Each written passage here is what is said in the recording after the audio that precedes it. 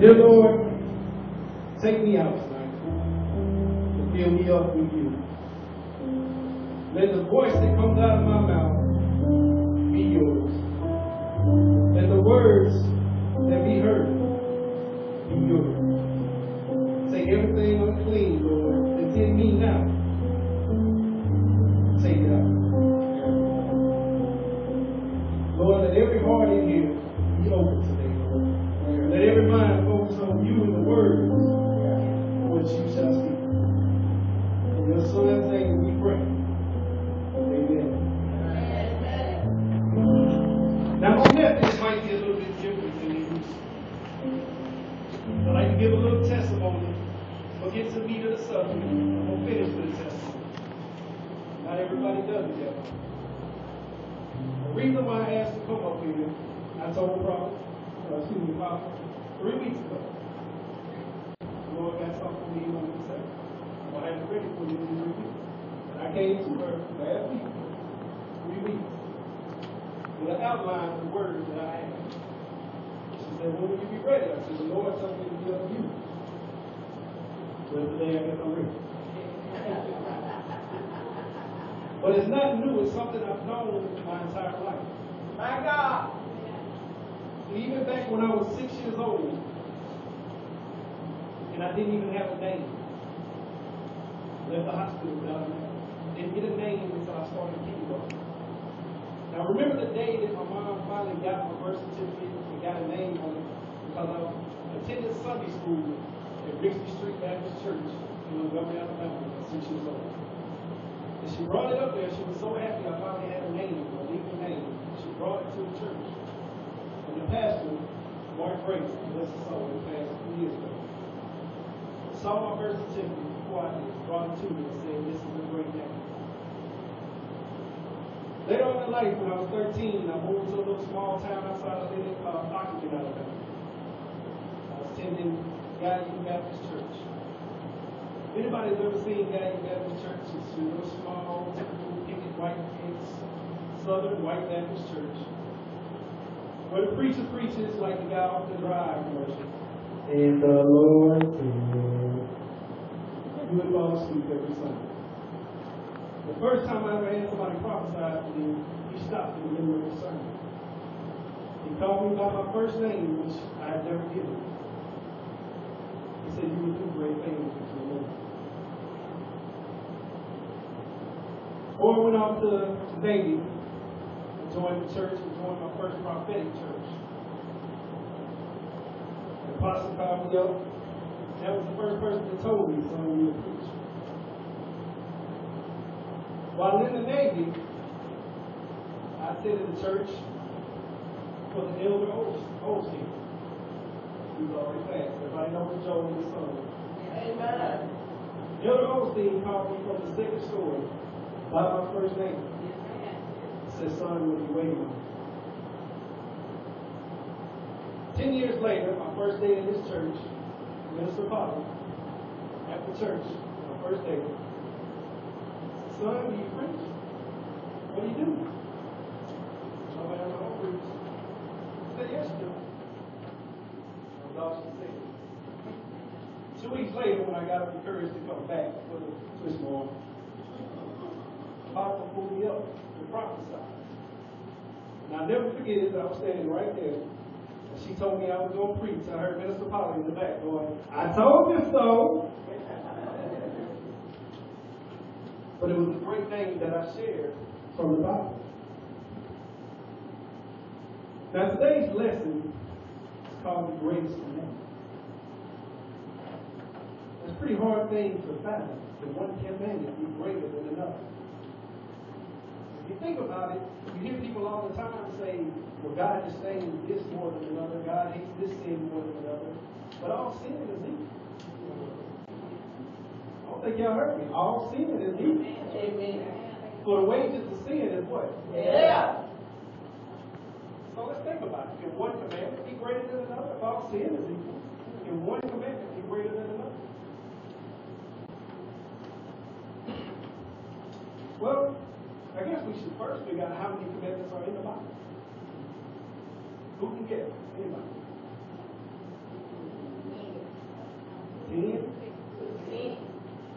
more than 10. There are 10 commandments in there. But what is a commandment? Is a commandment not a law? Definition of a law is a set rule to follow, but is that not a commandment? It's the same thing. Well, if you look at the Old Testament, there are 680 of the Mosaic Law, including the 10 commandments. But what about the New Testament? Did Jesus not give commandments as well? In the New Testament, there are over 200 commandments or laws from Jesus. If you add that up, it's about 880 commandments in the Bible. So how can one be greater than another? I want y'all to think about that number for a minute, because the state of Alabama has 317 individual laws. Wow. 317. How many times do you hear somebody, man, it's hard to live in Alabama? How do you go about that? There's not a law man has made that's not in the Bible. You go to California. California has the most laws in the union. 717 individual laws. That's before you break them down into Part A, B, C. Just actual individual laws. That's the most of any one state, and it still doesn't come close to what's in your Bible. So what is the greatest commandment? The Pharisees thought they could trick Jesus when he was teaching in the synagogue.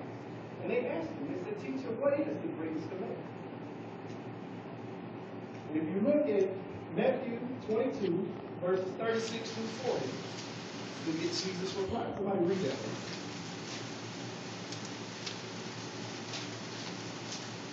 Matthew 22, 36 through 40. Master, which is the greatest commandment in the law? Jesus said unto him, Thou shalt love the Lord thy God with all thy heart, and with all thy soul, and with all thy mind. This is the first and greatest commandment, and the second is like unto it. Thou shalt love thy neighbor as thyself. On these two commandments hang all the law and the prophets. These two commandments, all the laws, 880. My God. Right on two. It's a powerful thing. But let's look at the first one. Love thy Lord God with all your heart and soul. Why would this be the first great commandment? Well, if you go to 1 John 4, 19 through 21. Somebody read that.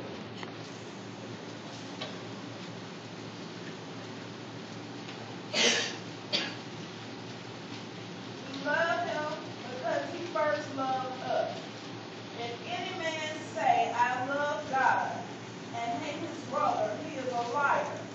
But he that loveth not his brother, whom he hath seen, how can he love God, whom he hath not seen? And this commandment we from him, that he who loveth God love his brother also. Okay, now let's go back to the first commandment. Love the Lord God with all thy heart and soul. Why is that first? Because God loved us first. Amen. How do we know he loved us first? If you go off this verse, what examples do we have that he loved us first? Let's go back even farther than that. Let's go back to the beginning. Let's go to creation. Think about it. Look at Genesis. Earth was dark and void. He said, let there be light. He said, let there be animals. He said, let there be trees. Let there be water. Let there be this. But he didn't do that for man, did he? No. He picked up the dirt, spit on it, he formed us with his hands. He loved us so much, he formed us with his hands. Then he breathed his essence, the breath of life into us. That's a powerful thing. Amen. Now, when we look at those commandments, when Jesus gave those to Pharisees, it's actually some old commandments. Those were not new.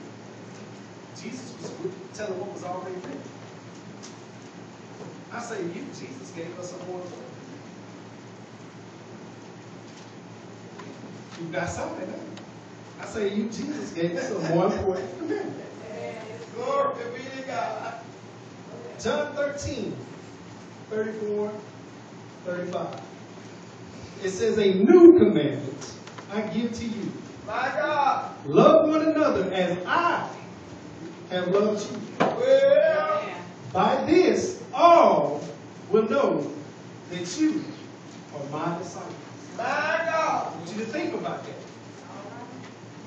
If Amen. we show that we love each other, Yes. the world knows that we are his disciples. How many of y'all know now, this is the most important commandment given to Christians. Amen. See, the commandments he gave earlier that he told to the Pharisees, these were part of the Mosaic law.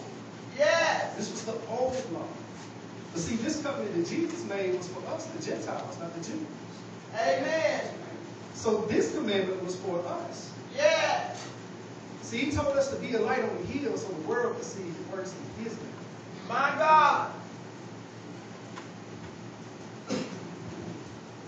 You go down to John 15, 12, and 14. And he says again, my commandment to you, love one another as I loved you. Greater love has no man than this. He laid down his life for his friends. Well, You are my friends if you keep my commandments. my God. See, right here, he was letting us know what he did for us again, that he put us first. I told you were going to hear something said last week. If there was no resurrection, there would be no life. There would be no forgiveness. It goes back to what Pastor Gwen was saying. There's no forgiveness because you got to have love. Amen. See, without that, you wouldn't be here. Amen. See, this is just another example of how he put us first. Yes. So he expects the same in return. Well, Lord, well. You see,